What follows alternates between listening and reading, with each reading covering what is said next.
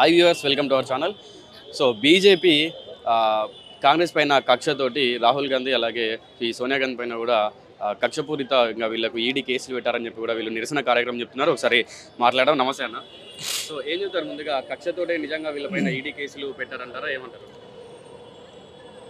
National హెరాల్డ్లో first day నుంచి మేము ఒకటే మాట్లాడుతున్నాం, మీరు అన్నెసెసరీగా ఈడీకి తీసుకువచ్చినారు. ఇక్కడ మనీ లాండరింగ్ లేదు.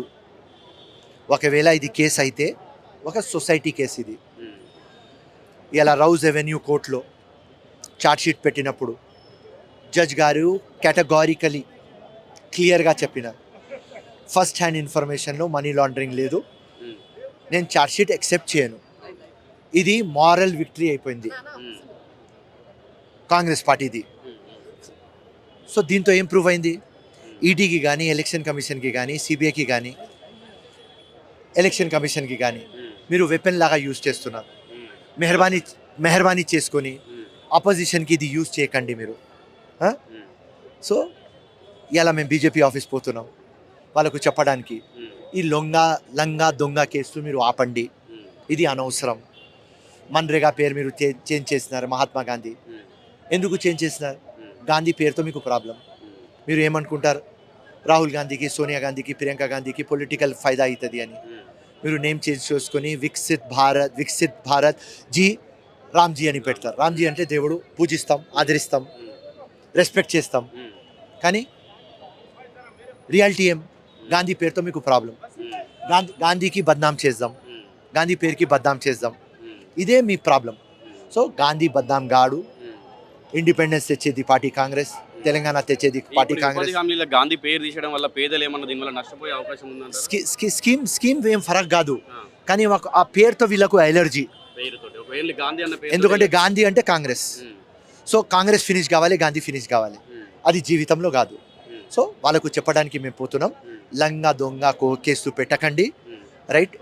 ఒకవేళ నేషనల్లో జరిగేది కక్షపూరితమైనటువంటి రాజకీయాలు అయితే స్టేట్లో జరిగేది కూడా అదే కదా. ఏదైతే ఇప్పుడు కాంగ్రెస్ పార్టీ స్టేట్లో ఉన్నటువంటి పార్టీ బీఆర్ఎస్ పైన ఏదైతే చేస్తుందో అది కూడా కక్షపూరితమైన రాజకీయమే కదా అని అంటారు. ఏదైతే ఇప్పుడు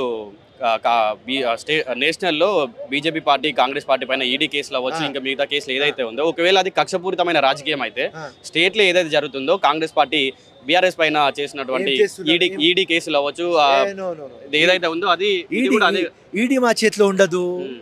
అది ఒక అటానమస్ బాడీ, అది సెంటర్ డీల్ చేస్తుంది, సెంటర్ ఇంటర్ఫియర్ కావద్దు. కానీ అమిత్ షా, నరేంద్ర మోదీ దానికి ఒక వెపన్ లాగా యూజ్ చేస్తున్నారు కదా. సో ఇలా కాంగ్రెస్ పార్టీ మారల్ విక్టరీ అయింది.